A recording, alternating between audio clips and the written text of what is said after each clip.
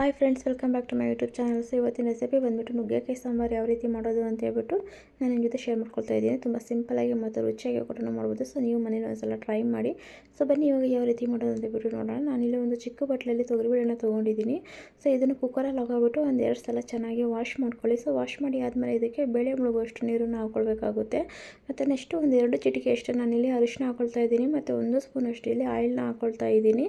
So oil ಹಾಕೋದ್ರಿಂದ ಬೇಗ ಬೇಳೆ ಬೇಯುತ್ತೆ. ಸೊ ಹಂಗಾಗ್ಬಿಟ್ಟು ಹಾಕೋಬಿಟ್ಟು ನಾವು ಒಂದು 2ರಿಂದ 3 ವಿಸಿಲ್ನ ಕೂಗಿಸ್ಕೊಳ್ಬೇಕಾಗುತ್ತೆ. ಸೊ ಇವಾಗ ಕುಕ್ಕರ್ನ ಇಟ್ಬಿಟ್ಟು ನೆಕ್ಸ್ಟ್ ಮಸಾಲೆ ರೆಡಿ ಮಾಡ್ಕೊಳ್ಳೋಣ. ನೋಡಿ, ಇಲ್ಲಿ ಒಂದು ಅರ್ಧ ಕಪ್ ಅಷ್ಟು ನಾನಿಲ್ಲಿ ತೆಂಗಿನಕಾಯಿನ ತೊಗೊಂಡಿದ್ದೀನಿ. ಮತ್ತು 1-2 ಮೀಡಿಯಮ್ ಸೈಜ್ ಈರುಳ್ಳಿನ ಕಟ್ ಮಾಡಿ ಹಾಕ್ಕೊಳ್ತಾ ಇದ್ದೀನಿ. ಮತ್ತು ಸ್ವಲ್ಪ ಬೆಳ್ಳುಳ್ಳಿ ಮತ್ತು 1-2 ಟೊಮೊಟೊನ ಕಟ್ ಮಾಡಿ ಹಾಕ್ಕೊಳ್ತಾ ಇದ್ದೀನಿ. ಸೊ ಫುಲ್ ಹಣ್ಣಾಗಿರುವಂಥ 1-2 ಟೊಮೊಟೊ ಹಾಕ್ಕೊಂಡಿದ್ದೀನಿ. ನೆಕ್ಸ್ಟ್ ಇದಕ್ಕೆ ನಾನು ಇವಾಗ 2 ಸ್ಪೂನಷ್ಟು ಧನಿಯಾ ಪುಡಿ ಹಾಕ್ಕೊಳ್ತಾ ಇದ್ದೀನಿ. ಸೊ ಧನಿಯಾ ಪುಡಿನಾದರೂ ಹಾಕ್ಕೊಳ್ಬೋದು, ಇಲ್ಲ ಸಾಂಬಾರು ಪುಡಿನಾದ್ರೂ ಹಾಕ್ಕೊಳ್ಬೋದು. ನೆಕ್ಸ್ಟ್ ನಾನು ಇವಾಗ ಖಾರ ನೋಡ್ಕೊಂಡು ಹಾಕ್ಕೊಳ್ಳಿ. 1/4 ಸ್ಪೂನಷ್ಟು ನಾನಿಲ್ಲಿ ಖಾರದ ಪುಡಿನ ಹಾಕ್ಕೊಂಡಿದ್ದೀನಿ. ಸೊ ನಿಮಗೆ ಖಾರ ಎಷ್ಟು ಬೇಕೋ ಅಷ್ಟು ನೋಡ್ಕೊಬಿಟ್ಟು ಹಾಕ್ಕೊಳ್ಳಿ. ನೆಕ್ಸ್ಟ್ ಇದಕ್ಕೆ ನಾನು ಸ್ವಲ್ಪ ಕೊತ್ತಂಬರಿ ಸೊಪ್ಪನ್ನು ಹಾಕ್ಕೊಬಿಟ್ಟು ಇದಕ್ಕೆ ಸ್ವಲ್ಪ ನೀರನ್ನು ಹಾಕ್ಕೊಬಿಟ್ಟು ನಾವೀಗ ಫುಲ್ ನುಣ್ಣಗೆ ರುಬ್ಕೊಳ್ಬೇಕು. ಸೊ ಫುಲ್ ನುಣ್ಣಗೆ ರುಬ್ಕೊಬಿಟ್ಟು ಇದನ್ನು ಸೈಡಲ್ಲಿ ಎತ್ತಿಟ್ಕೊಳ್ಳೋಣ. ನೆಕ್ಸ್ಟ್ ನಾನಿಲ್ಲಿ ನುಗ್ಗೆಕಾಯಿನ ಈ ರೀತಿಯಾಗಿ ಕಟ್ ಮಾಡಿಬಿಟ್ಟು ನೀರಲ್ಲಿ ಹಾಕಿ ಇಟ್ಕೊಂಡಿದ್ದೀನಿ. ಸೊ ನೀರಲ್ಲಿ ಹಾಕಿ ಇಟ್ಕೊಳ್ಳೋದ್ರಿಂದ ಫ್ರೆಶ್ ಆಗಿರುತ್ತೆ. ಸೊ ನುಗ್ಗೆಕಾಯಿ ಕಾಂಬಿನೇಷನ್ ಆಗ್ಬಿಟ್ಟು ನಾನಿಲ್ಲಿ ಒಂದು 3 ಮೀಡಿಯಮ್ ಸೈಜು ಆಲೂಗಡ್ಡೆನ ತೊಗೊಂಡಿದ್ದೀನಿ. ಸೊ ಈ ನುಗ್ಗೆಕಾಯಿಯು ಬದನೆಕಾಯಿನೂ ಮಾಡ್ಕೊಳ್ತಾರೆ. ಸೊ ನುಗ್ಗೆಕಾಯಿ ಆಲೂಗಡ್ಡೆನೇ ಕಾಂಬಿನೇಷನ್ ಚೆನ್ನಾಗಿರುತ್ತೆ. ಸೊ ಈ ರೀತಿಯಾಗಿ ಕಟ್ ಮಾಡಿಬಿಟ್ಟು ಮೀಡಿಯಮ್ ಸೈಜಲ್ಲಿ ಕಟ್ ಮಾಡಿಬಿಟ್ಟು ಈ ರೀತಿಯಾಗಿ ನೀರಲ್ಲಿ ಹಾಕ್ಬಿಟ್ಟು ಇಟ್ಕೊಂಡಿದ್ದೀನಿ. ಸೊ ಇವಾಗ ನೋಡಿ, ಈ ರೀತಿಯಾಗಿ ನೀರಲ್ಲಿ ಹಾಕಿ ಇಟ್ಕೊಳ್ಳೋದ್ರಿಂದ ಸೊ ಯಾವುದೇ ರೀತಿ ಬ್ಲಾಕ್ ಆಗೋದಿಲ್ಲ. ಸೊ ಹಂಗಾಗ್ಬಿಟ್ಟು ನೆಕ್ಸ್ಟ್ ನಾನಿಲ್ಲಿ ಕುಕ್ಕರ್ ತಣ್ಣಗಾದ್ಮೇಲೆ ತೋರಿಸ್ತಾ ಇದ್ದೀನಿ. ನೋಡಿ, ಬೇಳೆ ಸಾಫ್ಟಾಗಿ ಬೆಂದಿದೆ ಅಲ್ವಾ. ಸೊ ನಾವಿವಾಗ ಮ್ಯಾಶರ್ ತೊಗೊಬಿಟ್ಟು ಈ ರೀತಿಯಾಗಿ ಫುಲ್ಲು ಬೇಳೆ ಎಲ್ಲ ಇರಬಾರ್ದು, ಬೇಳೆ ಥರ ಕಾಣಿಸ್ಬಾರ್ದು ಸಾಂಬಾರಲ್ಲಿ. ಆ ರೀತಿಯಾಗಿ ಚೆನ್ನಾಗಿ ಮ್ಯಾಶ್ ಮಾಡಬೇಕಾಗುತ್ತೆ ಈ ರೀತಿಯಾಗಿ.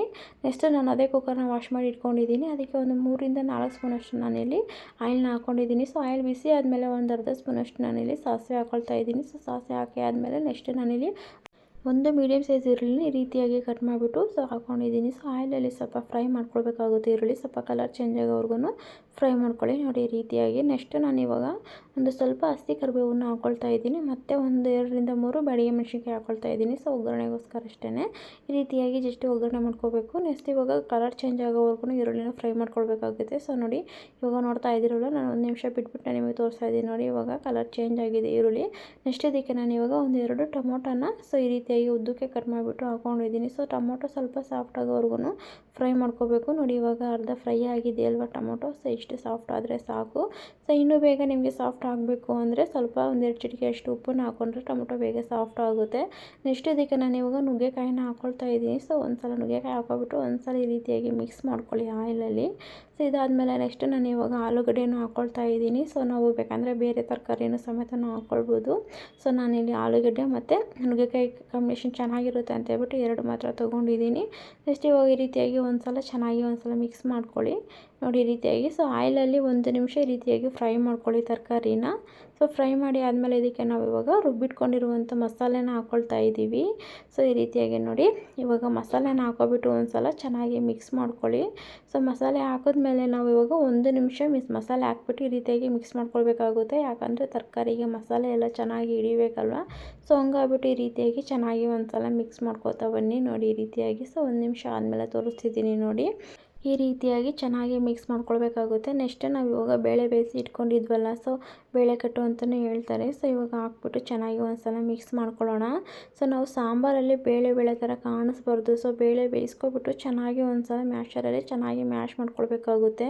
ಸೊ ಈ ರೀತಿಯಾಗಿ ಮ್ಯಾಶ್ ಮಾಡಿಕೊಂಡು ನಾವು ಹಾಕ್ಕೊಳ್ಬೇಕು. ಸೊ ಸಾಂಬಾರಲ್ಲಿ ಯಾವುದೇ ರೀತಿ ಬೇಳೆ ಥರ ಕಾಣಿಸೋದಿಲ್ಲ. ನೋಡಿ, ಈ ರೀತಿಯಾಗಿ. ನೆಕ್ಸ್ಟ್ ಇದಕ್ಕೆ ನಾನು ಅದೇ ಮಿಕ್ಸಿ ಜಾರಿಗೆ ನೀರನ್ನು ಹಾಕ್ಕೊಬಿಟ್ಟು ಹಾಕ್ಕೊಳ್ತಾ ಇದ್ದೀನಿ. ಸೊ ಸಾಂಬಾರು ಬಂದುಬಿಟ್ಟು ನೀವು ನೀರನ್ನು ನೋಡಿಬಿಟ್ಟು ಹಾಕ್ಕೊಳ್ಳಿ. ಸೊ ನಿಮಗೆ ಸಾಂಬಾರು ಅಂದರೆ ಸ್ವಲ್ಪ ಮೀಡಿಯಮ್ ದಪ್ಪ ಇದ್ರೇ ಚೆನ್ನಾಗಿರುತ್ತೆ. ತುಂಬ ನೀರು ಥರ ಇದ್ದರೆ ಏನು ಚೆನ್ನಾಗಿರೋದಿಲ್ಲ, ಗಟ್ಟಿ ಇದ್ರೂ ಚೆನ್ನಾಗಿರೋದಿಲ್ಲ. ಸೊ ಮೀಡಿಯಮಾಗಿ ದಪ್ಪ ಮಾಡಿಕೊಂಡ್ರೆ ಸಾಂಬಾರು ಚೆನ್ನಾಗಿರುತ್ತೆ, ಮುದ್ದೆಗೂ ಆಗುತ್ತೆ, ಅನ್ನಕ್ಕೂ ಆಗುತ್ತೆ. ನೋಡಿ, ನನಗೆ ಸ್ವಲ್ಪ ಗಟ್ಟಿ ಅಂತ ಹೇಳ್ಬಿಟ್ಟು ಅನ್ನಿಸ್ತು. ಅದಕ್ಕೆ ನಾನು ಇನ್ನೊಂದು ಸ್ವಲ್ಪ ನೀರನ್ನು ಹಾಕ್ಕೊಬಿಟ್ಟು ಈ ರೀತಿಯಾಗಿ ಮಿಕ್ಸ್ ಮಾಡ್ಕೊಳ್ತಾ ಇದ್ದೀನಿ.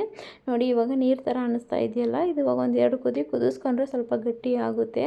ಸೊ ಫೈನಲಿ ಇವಾಗ ಇದು ಇನ್ನೂ ಫುಲ್ ಫೈನಲಾಗಿ ತಣ್ಣಗಾದರೆ ಸ್ವಲ್ಪ ಗಟ್ಟಿ ಆಗುತ್ತೆ. ಅದಕ್ಕೆ ಸ್ವಲ್ಪ ನೀರನ್ನು ನೋಡ್ಕೊಬಿಟ್ಟು ನೀವು ಹಾಕ್ಕೊಳ್ಳಿ.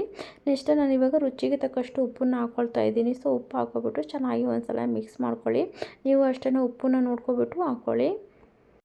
ನೋಡಿ, ಈ ರೀತಿಯಾಗಿ ಚೆನ್ನಾಗಿ ಒಂದ್ಸಲ ಮಿಕ್ಸ್ ಮಾಡ್ಕೊಳ್ಳಿ. ಸೊ ಮಿಕ್ಸ್ ಮಾಡ್ಕೊಬಿಟ್ಟು ನಾವು ಇವಾಗ 1-2 ಕುದಿನ ಕುದಿಸ್ಕೊಳ್ಬೇಕಾಗುತ್ತೆ.